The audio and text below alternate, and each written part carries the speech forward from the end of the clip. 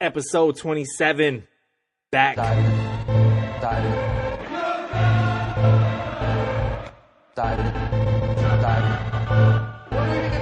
Actually recording, man. Sorry. We're actually recording. I assume you're always Sorry. God damn it. There's nothing more to say. Diving for glory. Hey, yo, man, welcome back to Diving for Glory, a podcast that looks at football as an obsession. I am your host, Pep Corsiola, wishing my white ass could live in the wonderful world of Wakanda. Sir Solomon, what up? Wakanda Champions League games you're gonna get. Man, we got some good ones, man. This week, man, we got Cup Life tatted on our bellies as we look at Champions League, Europa and FA Cup results and previews. Also this week, Bayern needs a little robotic assistance. Napoli grind out a crucial 3 points. PSG have a bipolar week. And Tottenham fucked it up. And as always, the prestigious and egregious D4G awards section. Man, don't forget, Diving for Glory posts every Tuesday on iTunes and divingforglory.com. And now you can also find us on YouTube.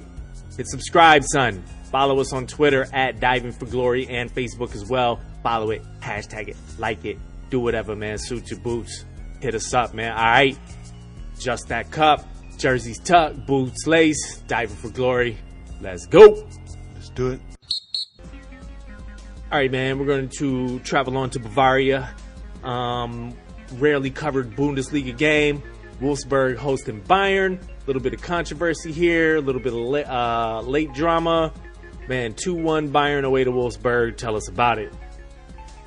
Bayern were playing a heavily rotated squad with Alaba, Thomas Müller, Lewandowski, Kimmich, Boateng on the bench, among others. Some didn't even make the squad.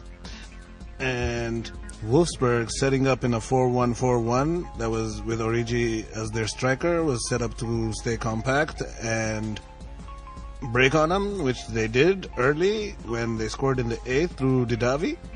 And after that, the Thiago, Rudy, and Tolisso midfield of Bayern Munich had a terrible first half and were completely overran by Wolfsburg. Bayern Munich then come out of the break and start balling out.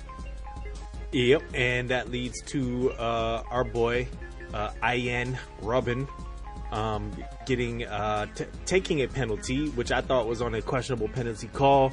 Kind of like the guy boxed out the Bayern Munich player, and I don't know, it looked like good D to me. It was kind of a cookie. I don't know. He got a Bayern penalty, you know. Bayern, Juve in Italy, they get these kind of penalties. There's an extreme bias towards them, and the referees are intimidated by the scope of the Bayern Munich galaxy, and they don't want to get in their bad books, so they always get the controversial calls. Yeah, Bayern was down most of this game until, well, not even until, but after this penalty, Robin steps up and tricks the PK. Yeah. And then they bring on Müller. Ball don't lie. Ball don't lie. That's how I felt. Yeah, it was. And if you looked at the game, like even forgetting that incident, like I was glad that Wolfsburg did not lose points based on that penalty, because they had really put in a good performance. But then after that, Bayern decided to get serious. Bring on Müller. They brought on Thomas Müller. That understanding of Thomas Müller. Müller. And Robin really helped. Robin gets open on the outside and starts wreaking havoc. He completely undresses the fucking left back before setting up the assist for Sandro Wagner. Yes, a guy who sounds both German and Brazilian at the same damn time. He's quite potential. He's both. I think it's he's huge, man, and got a little color on his skin and shit too. Yes, definitely. But Robin just did the guy. Yeah, he burnt up that right side for like the rest of the game after that, man. And he's just so fast, man. So annoying with his little flapping hands, but they're still just moving at such a fast rate that it must distract people, because it surely distracted the left back a little bit later in the game. Also at the same time as Thomas Müller, like around the same time, David Alaba come in for Bernat, and the left side, like that also opens up the right side for Robin, because the left side actually has a player who's world class. Bernat, okay, he did a job, but Alaba is a class above. And you could tell, like, second half, Bayern were getting serious, and even though it was frustrating, it was just a matter of time of can Wolfsburg make it to 90. Yeah, no. And they did make it to 90, though. They did make it to 90. They didn't make it to 91, though. Sorry. To the end. Yes, so Robin flopping around, gets a little contact. The guy decided to shake his hand, and he immediately just drops. Yeah, like on the second time he completely undressed him after he had done it in the build-up to the first goal. The guy was just trying to acknowledge a better player and shake his hand, but he didn't wait until the end of the game, which was a minute of wait. So when he shook his hand, the guy fell down, penalty. But this time, Aryan take penalty. Nah, the robot stepped up. Duh. Yeah. Did his little, it looked kind of sketchy to me, did a little, stutter. And, I mean, just the power, I guess, got it through. But, he nailed it. And then, he, performed his programmed celebration with absolutely no smile. Because that is not programmed in his OS. Yeah. He just did 0 ... dash 0. But if you look at the dribbles of the two teams, Werder Bremen had 5 out of 13 dribbles, whereas Bayern Munich had 4 successful dribbles out of 24 attempts. Really? What does that say to you? That they were bad in midfield. Yeah. The pressure that they were faced was too much, and it seemed like the midfield three haven't played enough together, so they looked off too, so they couldn't move in a pressure scenario. But don't read too deep into it, because they just did that because they have Besiktas coming up and they wanted to rest some guys. Absolutely, man. So basically this means that Wolfsburg dropped some much needed points. They only remained 1 point from the relegation zone, and Bayern continue their march to the inevitable title. 14 straight wins for Bayern Munich. Yeah. If they don't lose 7 of their last 12 games, they're champions.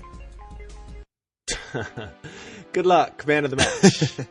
I would go with Javi Martinez, him and Nicolas Soule. I thought that they would miss Jerome Boateng's presence, but Javi Martinez, especially if you look at, he had 5 interceptions, 3 clears, 1 tackle. He had a shot, 1 key pass. He had 105 touches. That shows you how bad the defense was performing when the central defender, and it's not part of their plan. They want to move it forward, but he had 105 touches. Alrighty then, no doubt. Javi Martinez. No comment on my man of the match. I've not selected a man of the match today. I don't think really anybody from Bayern Munich deserved it. That's kind of where I'm at, man. I mean, Robin just ate them up, but he had 9 attempted dribbles and 1 successful. That's what I'm telling you. When you have, it's just purely a case of economics that they have so many players and one guy will end up breaking you, but Wolfsburg played the better game. Yeah, no doubt. Moving on. Down to debut in Serie A, Napoli, trying to keep pace with victorious Juventus, and they take on relegation fighting SPAL. 1-0 Napoli at home. Tell us about it. I can't wait for this team SPAL 2013 to go down, because fuck their name. The least you could do is be like, yo, you're gonna be I don't know, the pepperonis of Italy or something. I don't know. But SPL, you couldn't choose one of those 4 letters and make it your name. Yeah, it's pretty annoying. Yeah. That I even have to spell it out every time. But this was basically utter domination by Napoli. It was, yeah. They should have had at least 3 or 4 other goals though. Oh yeah, I mean, when you take 19 shots and only hit the target 5 times, you make a easy game difficult. But Napoli needed this. They were a step off the pace because they were busy getting their asses handed to them in Europe in the middle of the week. But they came in, Alan scores early, and you thought it was done. I was watching that game. They have this, Sarri plays his team in a way that players just thrive under him. He bring in guys that you don't even know. And, El Said Hisaj. Have you ever heard of that guy? No, he's Albanian. He's a right back. He's going to have a great game today. Yeah, man. Napoli. This has to be their focus. I mean, fuck Europa, right? Like we're in, we're in contention for the Scudetto, and we need to. I mean, at this point, fuck Europa. They're 3-1 down in there, so they're done there. Now, hope that actually Juventus beats Tottenham and advances, because if they have more games and these guys are knocked out of Europa. Yeah, that is the best opportunity for Napoli to get a championship. Absolutely. And they have not had a championship since when? When is that? 90? I think, 89-90. 89-90. Diego? Yeah, Armando Maradona. Yeah, no doubt. It's been a long-ass time.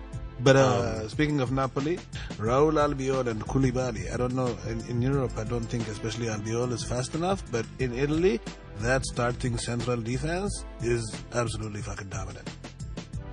No doubt. Man, shout out to Napoli, man. Yo, funny story in this game. Marek Hamzik, I was watching it. Marek Hamzik scores a header. I was like, damn, it's over 2-0, right? He runs to the fucking corner flag, kicks it over, breaks the corner flag. Meantime, the goal is offside, disallowed. That's right. I saw that. And he gets a yellow card. It was definitely offside. Oh, he was like, I was watching, I'm like, yo, he's offside. And I was like, oh, fucking Italian referee's gonna let him have it, I guess. And he's off celebrating, and I'm like, okay, 2-0. Shit happens, No, it does not happen, apparently. So, yeah, man. So, either way, though, SPAL could not find a way to break through. Napoli sit 1 point clear of Juventus, and SPL stay in the relegation zone, 4 points shy of safety. Who would you say your man of the match is for this? Jorginho. He just keeps that machine ticking. He had 80 touches, 79, sorry. 87.6 passing accuracy, 3 key passes, successful dribbles, successful tackles, successful interception, played defense and offense. No doubt. Jorginho, man of the match. Yes, sir. Moving on to Les Bleus. Le Bleu. Le Blah. Yeah, man. PSG hosting Strasbourg. They needed to get back on track, man. We're gonna touch on Champions League here very shortly. But PSG, off a disappointing midweek performance, needed to get back on track, and nothing better than to enact a little bit of revenge on a team that beat you in December. Strasbourg. Shout out to my homie Guillaume, who's in town, who's from this area. What's up, G? But yeah, tell us about it, man. So, PSG came out in the regular 4-3-3 against the flat 4-5-1 for Strasbourg. And Ahoken. You think you pronounced that right? No. I'm actually pretty sure I did not. Aholu? Aholu? Jean Aholu? Just checking. Strasbourgian guy. So they opened this up, though. Scores in the 6th minute. All that did was piss PSG off, because in 12 minutes, between the 10th and the 22nd minute, PSG hit him up for 3 goals. This game could have been 12-1 at half. Like, every PSG game in France could be 12-1 at half. This shit was ridiculous. Like you said, they just got pissed off and they just took it out on Strasbourg after that. And Neymar had that fucking absolutely cheeky goal that in other leagues that take themselves seriously, you're gonna get punched in your face for playing that kind of shit repeatedly. Like, I don't get it. Like, try that shit if you're playing in the Premier League and see how Andy Carroll treats you after that. Andy Carroll. Just him being on the thought of him actually being on the field makes me laugh. The game that Neymar is playing. Oh shit. But either way though, man, Strasbourg kind of maintains this and pulls it back to the 3-2. Yeah. So for a very brief moment, 2 shots on goal, 2 goals. Go ahead, Strasbourg. Dude, they put it 3-2 again, and then Edinson decided, you know what? Fuck this merde. We got to go. And he hit him up for 2 nice beauties. Chips. beauties. Made in Uruguay. Perfect artistic pieces. But, you know, But you should be fucking up Strasbourg 5-2. You should be. But you got to shout out Cavani for becoming the all-time PSG scoring leader. Regardless of lack of history. If you're the leading scorer in any professional club, I think you deserve some type of shout out. You deserve a shout out. But really nice chips, man. That second one on the assist from Neymar from midfield was beautiful. PSG, man, they maintained their 12-point lead and continued their march to the title. Which did not seem to be any impediment anytime soon. And Strasbourg remained 4 points clear of the relegation zone. Man of the match. Neymar. Even though the forward three had 4 goals and an assist between them, and you can give it to whoever the fuck you want, and Julian Draxler moving to midfield really made him an offensive force, but... We're gonna get the fucking Draxler. That's that dude, man. Anyway, but he had 5 shots, 4 on target, a goal, an assist, 5 key passes, 107 touches, 5 successful dribbles, 6 fouled. Draxler or Neymar? No, Neymar. Oh, yeah. Dispossessed 5 times though. Like, he needs to get that shit fixed when he goes to Europe. He does not have enough respect for the ball. He's playing it like he's playing a pickup game. Yeah, it's true. Which is fine. People are like, oh, he plays like a kid and like he got love for the game. Nah, man, you're getting paid. Protect the ball. Yeah, it's true. It's a good point. I would roll with Cavani just for the history's sake, and the last 2 goals are nice. A few other opportunities he created throughout the game, but either way, man, Neymar was amazing. Better had been amazing. It's fucking Strasbourg, homie. Exactly. Moving on. We're going to cover one FA Cup game a little bit more in depth, and I think y'all know what it would be. Rochdale hosting Tottenham. I was excited to talk about Sheffield Wednesday Swansea's tie. What? The 0-0? I know, man. High scoring 0-0. Yeah, man. 2-2 with late game drama all the way through. Yeah, it had everything. Both teams were in the lead at some point. They had a last-minute finish almost twice because even Tottenham's lead was late. Anyways, game starts, and first half, kind of meh. Let's talk real quick though before we even get onto that. Let's talk about like the rotation of that squad. Because there was no Kane, there was no Ali, there was no Lamella, there was no Danny Rose started. Wanyama started for the first time in a minute. Like, there's a bunch of players. These aren't even the games the players that you should be as pressed about. Foyth. Yeah. Foyth in the middle of defense. Yep. Winks played. Winks played badly. Toby Alderweireld played badly. Yep. Danny Rose, he did whatever, but they played a 4-1-4-1. But a couple of years ago, Tottenham wouldn't even have the ability to rotate to this level. So even though it's a 2-2 and whatever, like, long term, it's good that they rotated the squad. Llorente needed a run. Son, they didn't play in the Champions League, so they brought him in. Winks, I don't know about this guy. He might need a loan.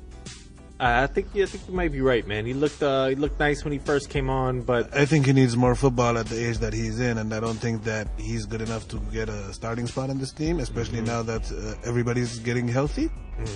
I think he needs a loan. Do you think a World Cup call-up would be good for him? World Cup call-up as a cheerleader? I mean, I'm just saying, man, you know.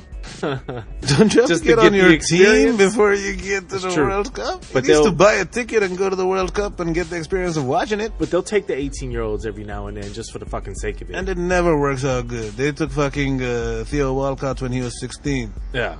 But...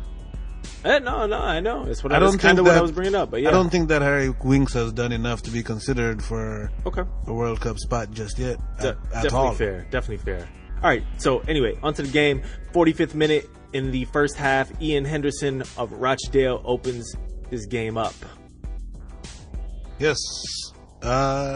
Big up Rochdale. They took home field advantage and really took it to Tottenham. After they were forced to lay down a new pitch. Yeah, imagine. They're not even comfortable in their own home because they were forced to fucking put a new pitch. But after he does that, about 15 minutes later, Sissoko to Lucas in a nice team goal, and Lucas finished it off beautifully. Welcome to Tottenham. He had come on as a sub in the Champions League, I think. But this was his first goal for Tottenham. It was a beauty. Did his thing. and then later in the half, they got and scored by Harry Kane a penalty. So 2-1, you're thinking tough game, but Tottenham got it. So in real similar fashion to the Bayern Munich game, this is a game where the rotated players, Kane, Ali, and Lamela, came in and kind of changed the dynamic of the game. Ali drew the penalty, Kane converted. Lamela was, more of an unlocking presence in the midfield. I mean, the big boys came on and did what they needed to do, at least until Son needs to. Although I've been a real big fan of him, and I think he's great. Like, he really is going to have to stay at a high level with Lamela and Lucas side, like that winger position. Like, now there's a fight for places. So, Son, you need to keep doing what you're doing, son. Yeah. So this was all good until the 93rd minute. When Stephen Davies Stephen Davies decided, you know what, I want to go to London for a rematch. Play in Wembley, even though we don't get to a final. How do we do that? Play against Tottenham again. He came on. Stephen Davies came on as a sub, I believe, and he had wonderful first touch, and he just put that ball down on the ground and just done up. Yep, done up on Danny Rose. Big up on them. This is gonna fucking affect Tottenham. They have a replay. That's what I was just gonna say. So in the week that they would actually have off before they play Juventus again in midweek, they have a replay against Rochdale, and they're clearly fighting for fourth place as well. They're probably gonna put out the same kind of team again. Might even get a little younger and just try to rock them early. They might put in like either Eriksson or Kane up front and just try to put it away early, but I don't think Rochdale, if they pull it off at Tottenham, I'd be very surprised. Man of the match, I want to give it to Lucas just because he scored and he gave Sissoko an assist. No doubt. I want to give it to the Rochdale center back because his motherfucking name is Jimmy McNulty. Oh! Shout out. The only way that would be better if you had a center back partnership with a black guy called Bunk. Hey, well, I need to find out who his center partner is because he might have a new nickname. Word up, man. That's it, man. That's the games for this week, man. We're gonna get on to our cup life. Get midfield, mid-4. Let's go. Champions League roundup. Man, huge games all around. We're gonna talk about the big ones first, man. Real Madrid at home. Just Madrid, Real Madrid. Did I? Andre Real Madrid. Real Madrid. Real Madrid, man. 3-1 over PSG. You know, a lot of people were pretty much penciling PSG in, except for you, sir. I'll give you that. I mean, you got to know that Madrid always, is a threat. But they came in and kind of took it to PSG in this game. In the first half, PSG actually was balling and they were coming at him. The difference is, like we talked about in last week's show, the fact that Madrid plays in a better league and has been in higher levels of competition, even in the Champions League further, like they treated it like a dead job.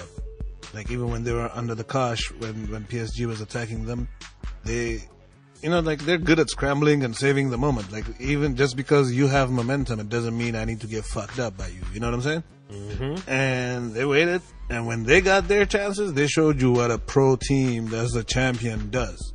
That's the difference. PSG, for the first half especially, looked better. They had chances. You think they looked better, huh? Yes. Especially when the Rabiot goal came. After that, like, Madrid was like a little shook for a second. But the thing was, when that happens, when your leader is somebody like Neymar, he just wants to take on a bunch of guys. Like, you need that guy to just step on it. I'm going to disagree totally here. Okay. I'm going to say that Real Madrid came out clearly motivated. They were pressing high. They were pressing hard. They were forcing plenty of turnovers. The stats of the first half, 10 shots to 4, 5 on target for Madrid to 2 from PSG. 6 were inside the box. Like, they dominated that, man. 91% accurate passes. They dominated possession. And PSG came out second half more much more clearances. Their defense was more out of place from what I saw, but okay. I think you might have the halves reversed, man. No. Because I remember thinking that, damn, Real Madrid really came out the play, and then there was a little lull. I'm not saying they didn't come out to play. I'm saying that PSG was taking it to them too. Yeah. No doubt. It was a Like, good game. there was no lack of motivation on anybody. No. Like when I say PSG balled, it doesn't mean that they weren't motivated or didn't come to play, you know? No, absolutely, man. It was a good game. It was an entertaining game all the way through. You could see the amount of talent that was on the field. But when you look at PSG, when they have, 24 successful dribbles to Real 7 and stuff, it's not like a team that's out there getting dominated. You know what I'm saying? True. So was 3-1 a fair result? What's that? Was 3-1 a fair result? Yeah. Because the second half, and especially after the 2-1, like, and when Madrid started shutting it down, like, it seemed like PSG ran out of ideas. Like, when you get tested, what do? This was my question the whole season about PSG, and they didn't do anything. Yeah, when it got shitty, like, they just kind of folded. So when you got Neymar, Cavani, and Mbappe up front, and Dani Alves attacking, and Adrien Rabiot is your goal scorer. Yeah. And big up to Adrien Rabiot. He's a wicked French kid, but like, they needed to have done more and needed to be more direct. This is a lot of Premier League coaches, when the Premier League ban in Europe was lifted in the mid-90s. Yeah, they would have a hard time playing the Champions League because it's a different game. You don't just put out your best team, you know? Yeah. You get fewer chances. You have to make them count. Efficiency is important. You can't get dispossessed 19 times to your opponent's 7. That was PSG? Yeah. Yeah, they look sloppy. And those kind of things, like, they're not the finished art. Like, they're a year away still, you know? Yeah. The trial by fire, they didn't survive it. They couldn't take it. So the question then becomes, do they have any chance of turning this around, in your opinion? Yeah. So they got one away goal. A 2-0 would do it. The away goal is good. The 2-0 will do it. What did you think? The goals, other than the Marcelo goal, I think that the goals were just, one of them bad defense, and other unlucky. Like, yep. But this happens in football. You know what I'm saying? Like, you don't get, like, yep. And they need to go there and get scrappy and get one of those kind of goals. So one thing I want to ask you about lineups is the decision not to start Thiago Silva. They started a young kid there who did not perform that well. Thoughts on that? Would that have made much of a difference? I think Thiago Silva is past his prime. I think that, and I forgot to mention it in the PSG game earlier, I think that Marquinhos is the real leader of this defense. He's the captain. Yep. And Thiago Silva's time at the top has come to an end, and it's going to be rotated, and they have to try other solutions because doesn't have that step. And dude, this is Madrid. Ronaldo's speed. This is a speed team. Yeah. You can't bring him on. They would have dusted him. Okay. All right. Cool. You do agree then. Moving on, man. The other big match of these half a round of games, Juventus hosting Tottenham, which is a fascinating game, which was 2-2. Probably should have ended 4-4. Yeah, it was a chaotic game. Juventus jumped down their throat early, gets 2 goals from Gonzalo the Choker Higuain. You'll understand why I called him that, because after being 2-0 up, they had an opportunity for him to have a hat-trick in the first half, which he did not want. Yeah, no, 4 goals in the first half, because he missed a fucking sitter when they were up 2-0. Yeah, true, but I'm just saying, he was one-on-one with a penalty, Yeah, he definitely missed the penalty. They could have wrapped this game up. Yeah, and that would have been done, but it's the Champions League, like we just said. You don't take your chances, you draw points. Mm-hmm. And they didn't take their chances, and you're gonna get caned. You just got caned. In the FA Cup, Dele Alli earned the Kane penalty. Here, Dele Alli assisted to Kane. It seems like finally Dele Alli has joined the ranks of the living and decided to start playing football.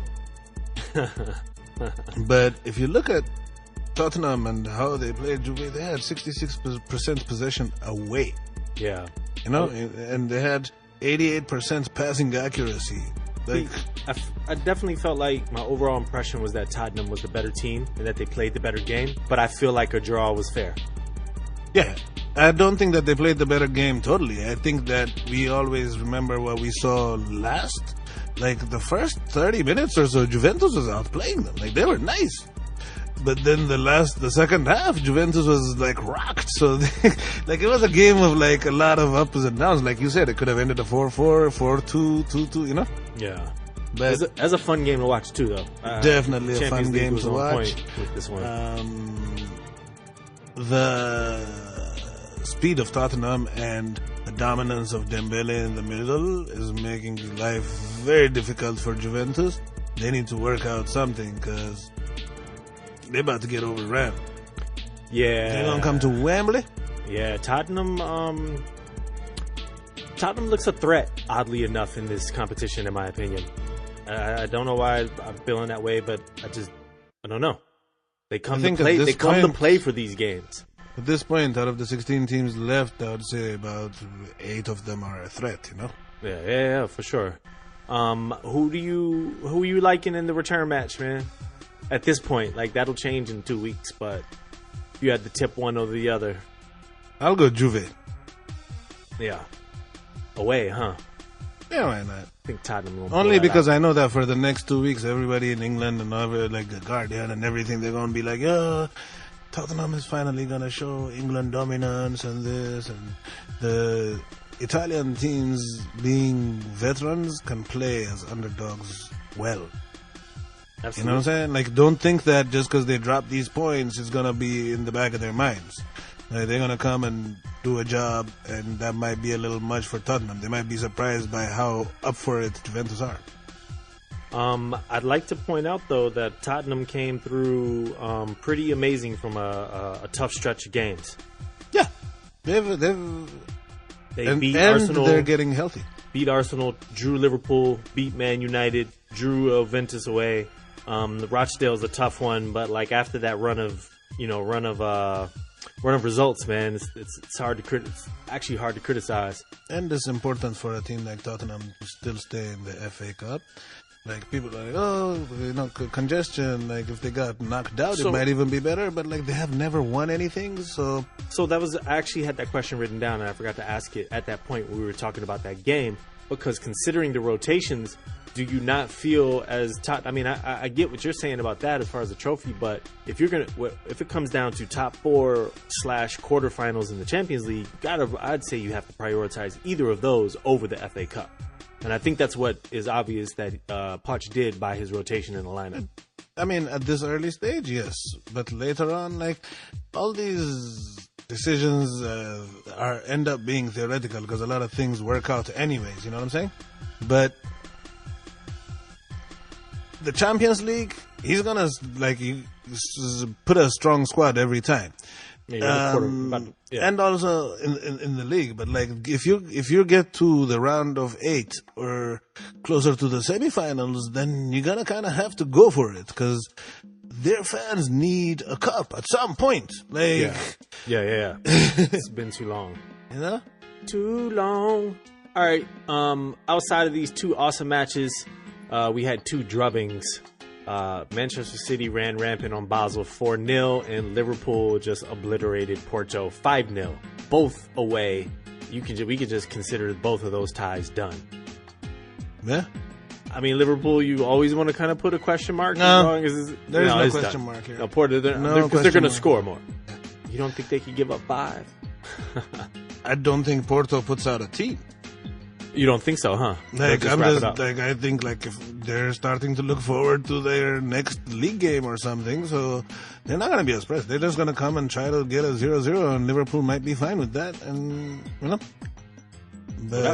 no doubt. Well, that is done. So the question I would ask then, especially with the solid showing by Tottenham, and then you have Man United favored, Chelsea. You never know though, but. Either way, my point is that you got 2 English teams already pretty much in the quarterfinals. You're looking at 3, quite possibly with Tottenham.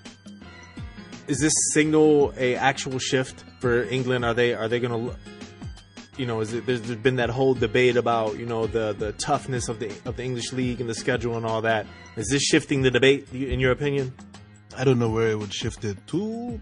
I mean, England is a dominant league, and they've had long periods when they've had a lot at this point. The question is, there was a time where there was 3 out of 4 Champions League semi-finalists that were English. Yeah. 3 out of 4 that were Italian, 3 out of 4 that were Spanish, Yeah. And that's when it meant, the round of 16 and stuff, by design, you're not drawn against each other, whatever, so you can get through that. Yep. Let's see how it ends up, in the semi-finals. Yeah, just because somebody got Porto and FC Basel, that doesn't show us that England is stronger. You know what I'm saying? Oh, yeah, for sure. They got luckier in the draw, so when they play the actual teams, like the Tottenham one, shows you that England is good. But well, let's go ahead and start off the preview section of the Champions League. Yes, sir. With the Sevilla Man United matchup, because a lot of people obviously just on paper will say, "Oh, Man United definitely favored in this. Sevilla's down a little bit this year, but we already know Sevilla coming there and fuck Mourinho up." They could. They've been up and down. They're in a good form right now. They already got reports that Moo's debating on putting Pogba out there. Yeah, I mean, if he's healthy, then you kind of got to ride or die with your $100 million guy. That's how I feel about it. You know what I'm saying? At this point, what are you gonna do? Yeah, But I agree. If Pablo Sarabia stays on the kind of form that he's been in, maybe Carlos Bacca steals something or whatever. Now Carlos Bacca is in Villarreal now; he's no longer there. But if Sarabia does his thing, and we'll see how the coach sets them up. But I think Manchester United beat them. I don't think that Sevilla has it in their plans to go much further. Anyways, they have they just moved into 5th place in the league, which is an advantage because they can just kind of be around there. They're not going up or down soon, so it might give them a fun game. But the thing about Sevilla is they got the same thing with Liverpool, except without the strike force. They can fuck you up, but if you open them up, you can score 5 too. Okay. Interesting. The other matchup that we'll just kind of breeze over is Bayern Besiktas. I don't even think this is competitive. Yeah, especially Bayern Munich get the first leg at home. Yeah, that's which kind of odd. Kind of puts it away because playing the first game, I don't know if Besiktas keeps it close. Going to Turkey is no joke. If they can pull a 1-1 or something, get an away goal. Not even a 1-1. If you can hold them to a 1-0 or a 2-1 and lose, but still you're close. Yeah. Dude, that Istanbul games are no joke. Hooliganism is a way of life. Those places have big signs that say "Welcome to Hell," and the whole stadium is fire. That's right. Thank you for bringing that up, man. I'm glad we didn't gloss over that. No doubt. Look out, Besiktas. But it ain't gonna matter if they get rocked in the first leg. For sure. One of the maybe surprise, I would say either of these teams being in the quarterfinals would be a slight surprise, even though one of them has to be there. Shakhtar hosting Roma. I wouldn't go as far as to say surprised because Shakhtar is always in the Champions League and they've been in the knockout stage a lot. And when you do, it's bound to get a decent draw. Roma though, we talked about him last week. Senkus, I think, or something, but his last name is Under. Oh yeah.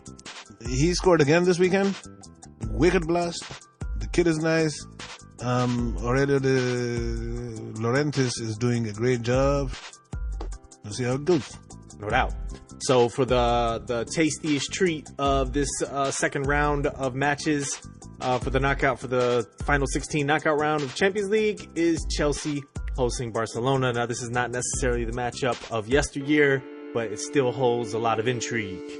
What do you mean? This is not the matchup of yesteryear. The defending champion of England against the team that's about to win the Spanish League is the draw of the round. That sounds good on paper. It sounds good. Anywhere you tell me, on paper, by word of mouth. But in reality, either team, looking at the eye test, are just different teams than they have been in the past, in my opinion. Understood, but and that's all. And that's what I mean. Like, but the history between these two squads, yes. like, it doesn't matter if one team is like when Chelsea won the Champions League, they finished 6th in their league. Mm-hmm. They beat Barca. Mm-hmm. So, like, to say, like, oh yeah, it's not the same teams, it's lesser. Like, this team, like the lesser team has won before. There's been controversy. 5 out of their last 6 games ended in draws. Yeah, but even then, like, the core of that Chelsea team was still there. Like, that was Drogba, that was Terry, that was Lampard. Like, that was, like, yeah, they finished 6th, and I know what you're saying. Yeah, they're an aging team. Like, that's the problem, too. Like, when you have a core of a team that's still there when they're past their prime, you know what I'm saying? Like, the names were right, but that wasn't the same squad either, was what I was trying to say. So Chelsea come into this game on an up and down run in the Premier League. Barcelona has been on an incredible winning streak, record tying in La Liga. A very much more defensive Barcelona team. What do you expect from this game? Barcelona is coming into this, even though they won this week, they are having actually one of their. They tied a couple of games in the consecutively. Yep. And haven't been looking as sharp, but over the weekend they were nice. They really made a meal out of beating Eibar. Mm-hmm. So we'll see how it goes. I think Barca sets up in the regular 4-4-2. Chelsea played on Friday, Barca played on Saturday. Chelsea have the home game, so Barca played later than them and have to travel to England. Mm-hmm. So home game, I'll take Barca 2-1. 2-1. Yeah, my buddy, a Chelsea fan, is very anxious for Barcelona to win this matchup so Chelsea can just focus on top 4. He doesn't even give a fuck. I was like, okay. I don't like those arguments. Fucking crack me up too, because losing is not the best way. Like, does not help your mindset to win the other thing.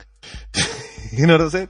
Yeah. Like, I got fucked up here. That means I'll be more successful over there. Like, I don't see the correlation regularly, but okay. But my retort to that was basically the FA Cup is more of a concern to me. Like, you start getting FA Cup replays. Like, who gives a fuck about max 5 more Champions League games? Max. If you were to win all of it, go all the way through after this round. Yeah, but 5 Champions League games, including travel, is a lot of inconvenience. It's not just the games. One of them's after your season's over, so we're talking 4 games. But I hear you. But to me, the thing is, even whether you have them or not, the argument being made that, if I lose here, my success rate in another endeavor goes up. I just don't see it. How can you not see it, though, when you have a team like Chelsea that's kind of thin?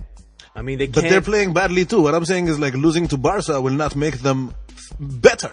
They're still going to lose. No, it won't make them better, but it'll allow you to that's like pointing to, like, the one most glaring thing and saying, Champions League. That's not why they're getting fucked up. No, the rotation of your squad, though. Understood, but, like, they're getting beaten regularly and it's not exhaustion. Like, they're bad team selection, bad performances. Like, we're looking at the games. Theoretically, yes, but, like, I think that how they're coached and how he runs them into the ground, even when there is no league games and Champions League games, has a lot more impact than whether they have actual games. Okay, it's fair. All right, we're gonna move on. Champions League, man, exciting. I can't wait for the next round of games. We're gonna move on to La Liga. No EPL action this week. It was just the FA Cups, which we will cover after this.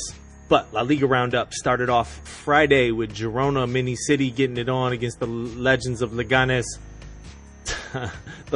Legendary Leganes. Legendary Leganes, who have done their job for the year by knocking Madrid out of the Copa. And they got fucked up, but... And, yeah, they got 3-0. fucked up 3-0. Done. Girona keeping pace in the middle of the table. My Girona. Yee. Saturday comes Las Palmas. Take a tough 2-1 loss to Sevilla. Yes, early season star for Sevilla, who we talked about in the show, was just beginning. Wissam Ben Yedder, he scored a goal, and current hot boy Pablo Sarabia, the other goal. Yep. They're in a good run. Yep. And that was followed up, as mentioned, by the Barcelona 2-0 away to Eibar victory.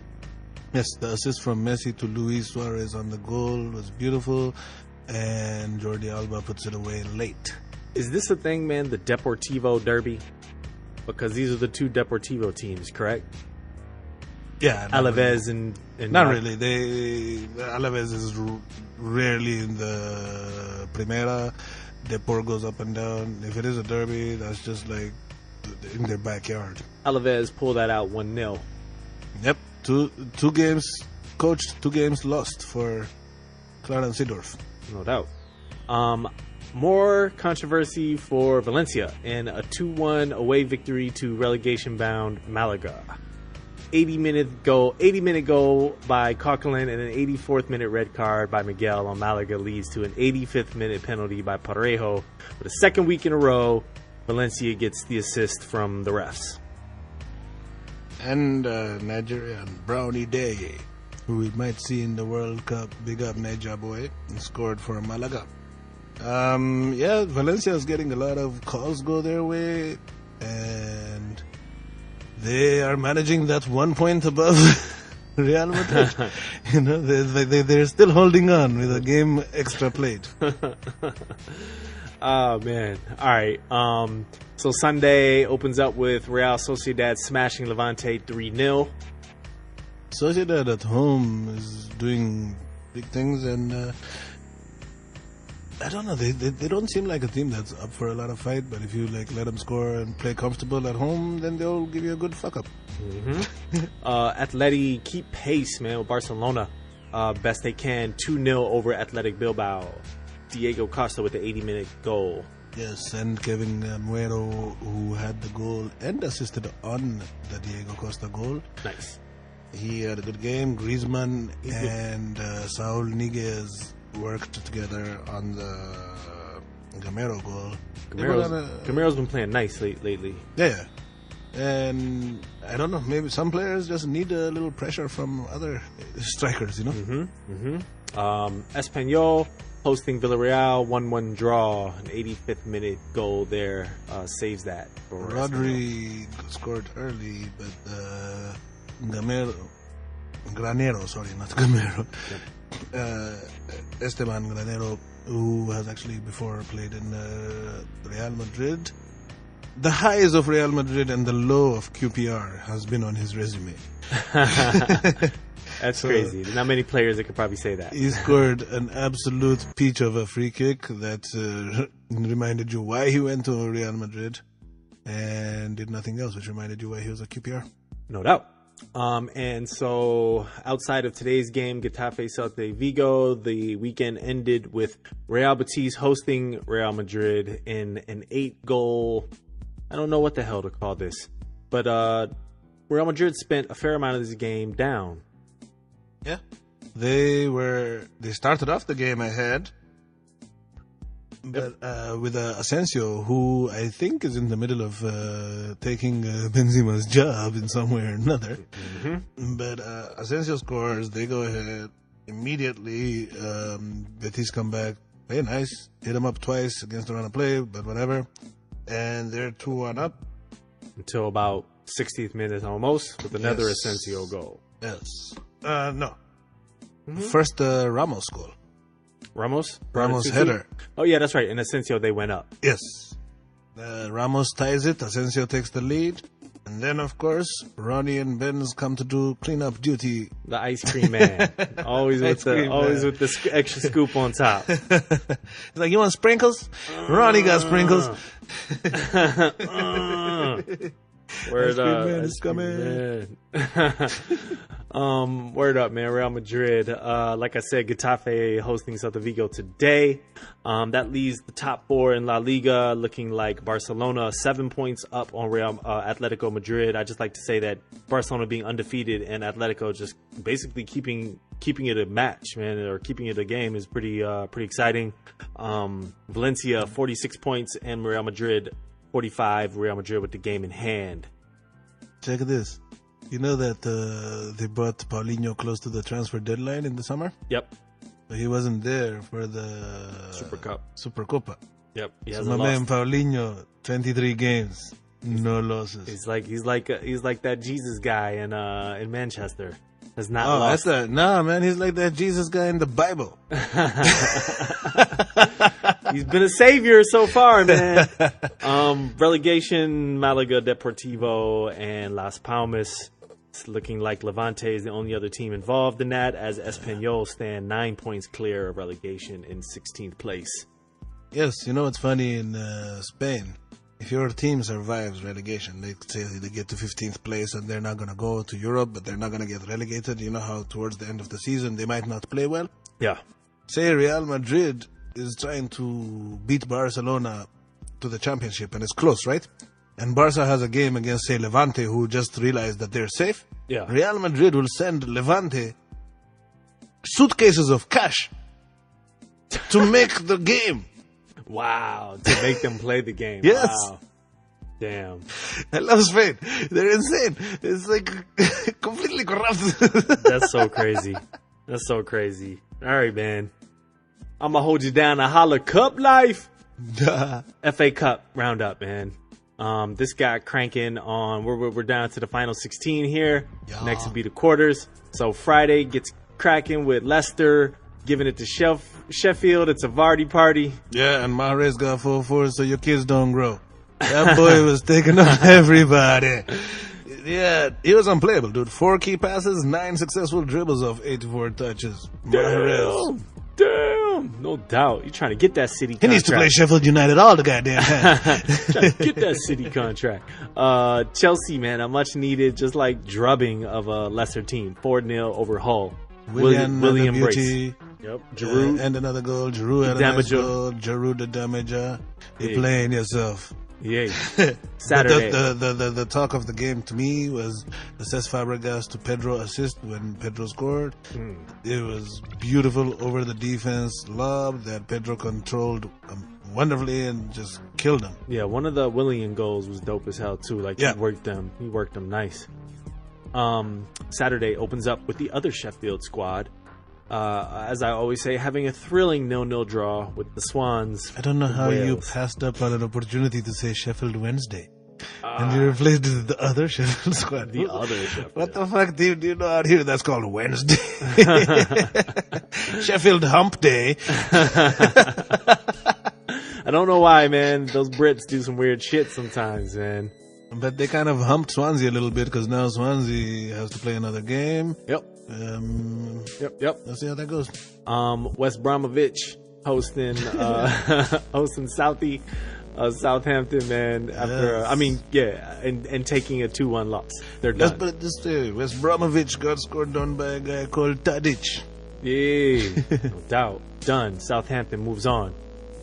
Brighton Hove whooped Coventry City's ass 3-1. Yes, they said they ain't no fucking city called Coventry. Nah, done. It's a town. It's a town. Huddersfield hosting Man United. Man United advanced with 2-0. And Mourinho still bitching after it because Lukaku scored 2. And was it the Man Mata goal that was badly Did you see the fucking VAR on that? The line for the offside that they used was diagonal. Dude, this is VAR is not the answer. They're showing it on the screen. Ridiculous, dude. All right, so as we VAR is very annoying replay. So we are, at least I am, in a slight rush to finish the episode so I can get to the next match, which is Wigan City. They play today. And as far as that's concerned, we already mentioned the Swansea and the Tottenham replays. They play this week. So that leaves the next round as Man United hosting Brighton, Leicester hosting Chelsea. That one sounds fun. And the Wigan City winner hosting Southampton. And then the winners of each of the replays will play each other. Can't wait for Wigan Southampton. Let's go. I was just gonna say, do you have a favorite here? I guess it's not City, huh? Wigan all the way. Wigan. Yeah, they got history with City, man. They got history. Hey, I hope they just become their little pain in the ass and just keep beating them. Thanks, man. It'll be funny next week. Like, what's my man? Make some good radio. Sauce Money. Do you remember Sauce Money? Remember what his album name was? No, I don't remember him. Middle Finger You. But moving on to the last cup that we're going to cover for the week. The Europa League. Which is the Sauce Money Cup. A Sauce Money Cup. Straight up. We felt like, man, we're at the final 32 knockout. There's some nice little matchups. Kraken started off with Dortmund hosting Atalanta 3-2. 91st minute winner from Batshuayi Yahi for the brace. Bats. Andrea Schürrle, who our Chelsea homeboy refers to as Shirley because he always played like a bitch when he was at Chelsea. Shirley. Yes. He had a nice goal, and Götze gets subbed in for Marco Reus, and that changed the game. He had 2 assists for both of Bat's goals. And over the course of the weekend after that, Götze, Marco Reus, and Andrea Schürrle started their first game together in a Borussia Dortmund jersey. This after being purchased in 2016. Due to injuries, they've never played a game together. Wow. Damn. It's tough out there, man. Shout out here for a pimp. 91st minute goal, though, man.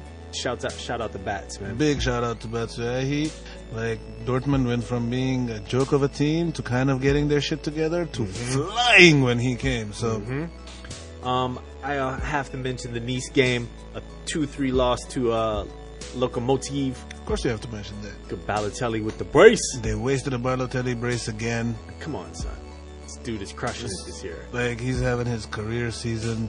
The team has a lot of talent, but I was telling you before the season started, they did not prepare for this season properly, and the defense is a complete joke. Boom. Also a joke is allowing a 94th minute equalizer by a guy named Minamino.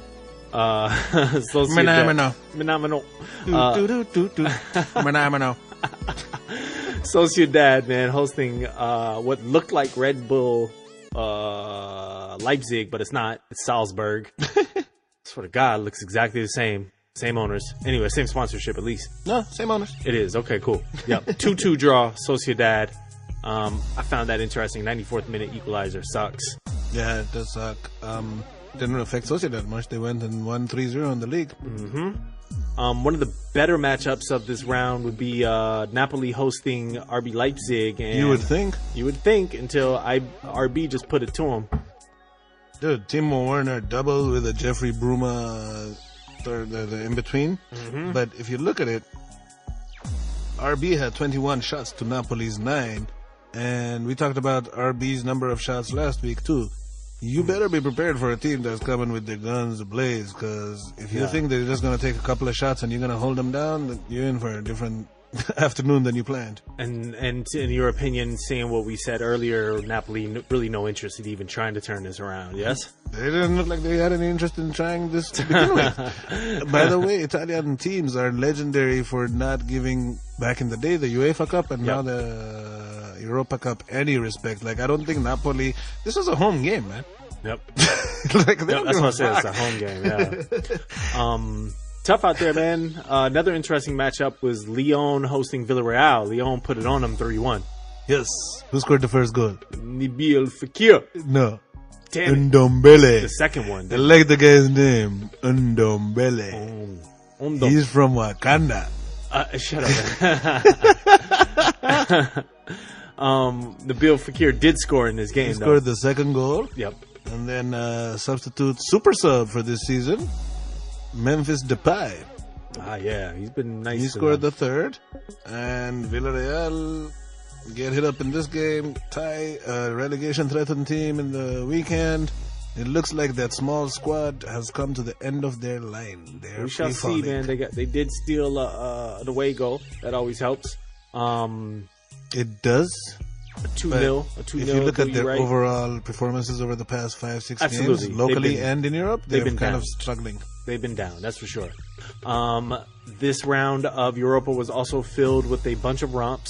Athletic Bilbao 3-1 away to Spartak. Bilbao Baggins. Marseille 3-0 over Braga.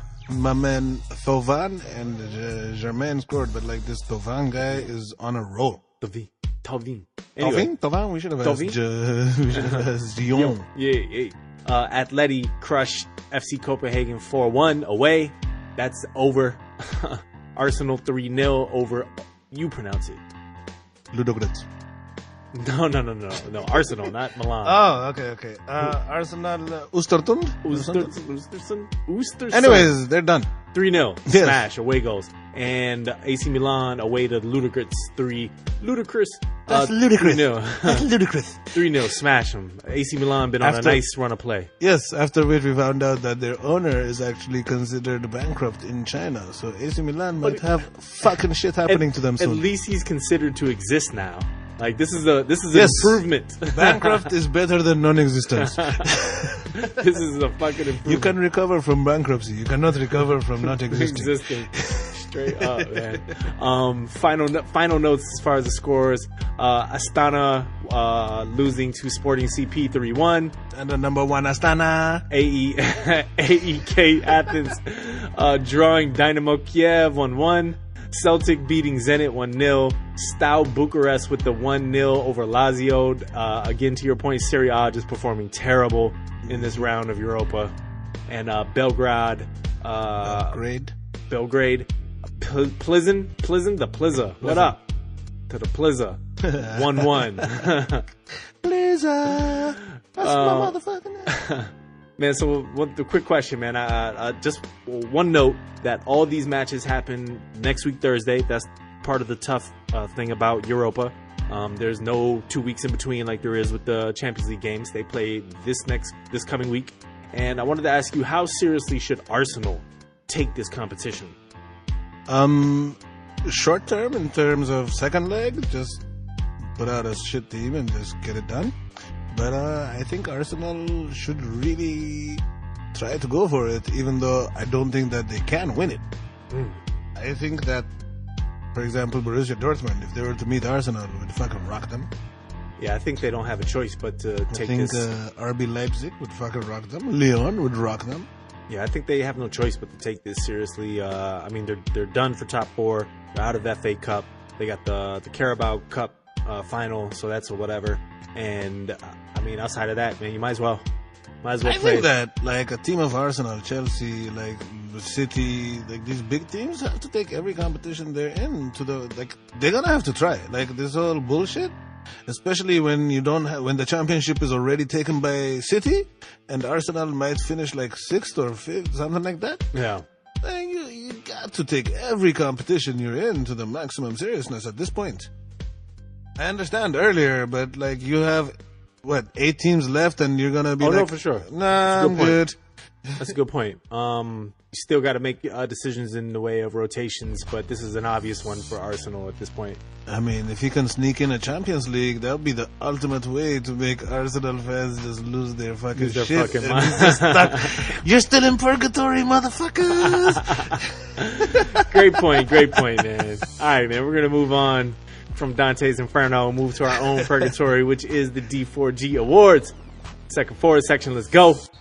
Dude of the week goes to Dude of the week. Let's give it to Mishi, the Bishi, who has become now known as Batsman.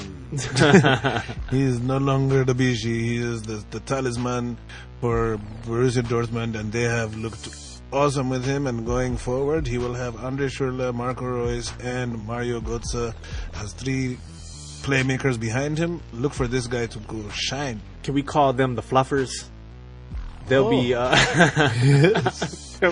providing service to bats like he could only dream. Goal of the week, man. Goal of the week, I'm going to have to give it the finalists for me this week, since it is Champions League, Barca against Chelsea. The matchup of all matchups. It's funny because Barca owns Manchester in the Champions League, so I have more respect for Chelsea. But the one goal, the Pedro Cesc assist, was a finalist, but they, as always, have been beaten by a Barcelona goal, which was the Messi to Luis Suarez. The curve he put on that ball and how it went through the defense was just amazing. And then Suarez hit him with a little hot sauce and dropped the goalkeeper before going around him and scoring. Big up Luis Suarez. Do that again tomorrow. His second half of the season's been about as amazing as bad as his first half was. It's been completely lit. Quick question before I move on. No, I'll ask that later. The twat happened moment. This is fascinating. The twat happened moment, although there was a game in Brazil where 9 players were beaten and got in a mass brawl, 7 suspended, and one of the teams ended up with 6 players on the pitch, and the referee had to call it. I'm going to give the twat happened moment to Marek Hamzik and his no goal against SPAL, because I was watching the game. I thought he was offside, like I said. He scored. His celebration did not even match the kind of goal he scored or the opponents he scored against. It was so hard. Like, if that goal counted, getting a yellow card for that celebration would not have been worth it. And it did not count. Hamzik. Yes. You're hamming, son. Yeah, he just fucking nuts, dude. All right, man. Upcoming. Upcoming games this week. Got a lot of things on the delicatessen board. Got the FA Cup replays. The FA Cup. I'm Italian, man. Regardless of my European pronunciations. FA Cup replays, man. Sheffield Wednesday and the hosting the Swans, and Tottenham hosting Rochdale. Or I think that's the other way on the Swans.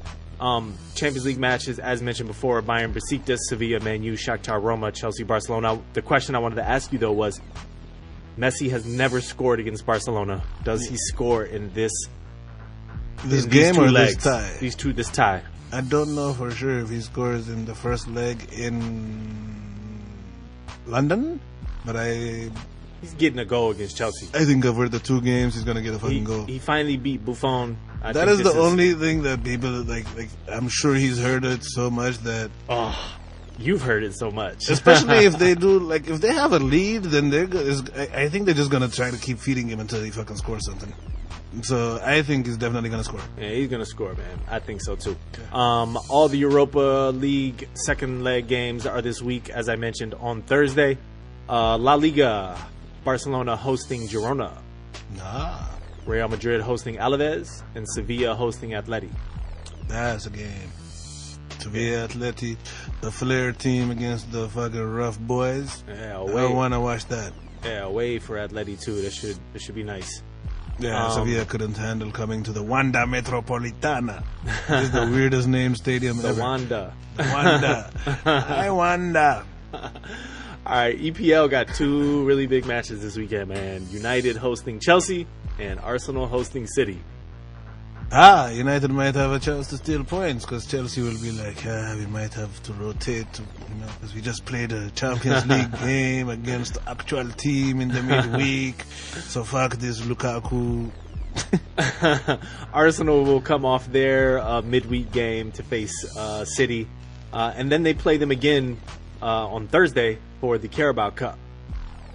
The following Thursday, not this Thursday, the following Thursday. Play them twice. Gone are the days when Arsenal City was an exciting game. Nah. No chance for Arsenal to win either of those games? I think they have a chance to win both of those games, actually. Ouch. Yeah. Okay. I'm not saying they will, but I don't think there's no, both of these games are in London. The style that City plays, if they're finishing it slightly off, you do get chances. So I think that Arsenal will give them games. But we'll see how it goes. Okay. And then League One, PSG hosting Marseille. It's about the best game you're going to get. I've been... Out of the French teams, Marseille, I've liked them since the early to mid-90s. And I really want them to win. The way the form they're playing currently is really good. They might give them a game, hopefully, because next week PSG has other commitments. Maybe they might give them a better team, but that's tough. Tough what you got Real Madrid to come back on the following Wednesday. That's what I'm saying. So that might be an opportunity for Marseille. I really hope it is, because the football they're playing right now is very nice. No doubt. Serie A, their big match looking like Roma hosting AC Milan. Roma up to 3rd, finally. Yes. And AC Milan is on a good run of form. So Could be a decent game. I think it should be a decent game. Rino Gattuso has quietly shown himself to actually be a good coach that's compatible with the chaos that's going on at that club. Bundesliga, not much going on, but Leverkusen hosting Schalke. A top of the table battle. Top of the table includes 8 teams, not including Bayern. But the thing about the Bundesliga games is like top, bottom, it doesn't matter. Like, give them a chance. If you watch the games, they're all fun as long as it's not the game where you're getting beat up by Bayern Munich. They're very competitive. There's high scoring. I can flip on the German league game and just watch it even not knowing who they are. No doubt. And that match is in the books. Diving for Glory, episode 27, man. As always, thanks for tuning in. We appreciate anyone who takes the time to check us out. Don't forget, Diving for Glory posts every Tuesday on iTunes and divingforglory.com. Now you can also find us on YouTube. Hit subscribe, son. Follow us on Twitter, man, at Diving for Glory, and Facebook as well. Follow it, hashtag it, like it. Get out of here. Till next week. Corciola, Solomon. We out. Match. Diving. What do you think it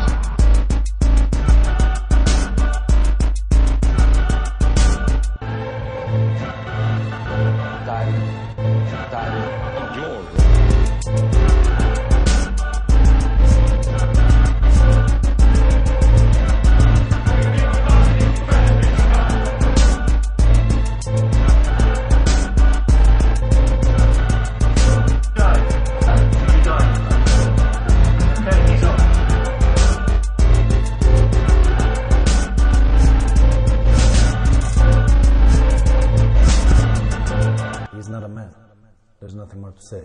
Diving.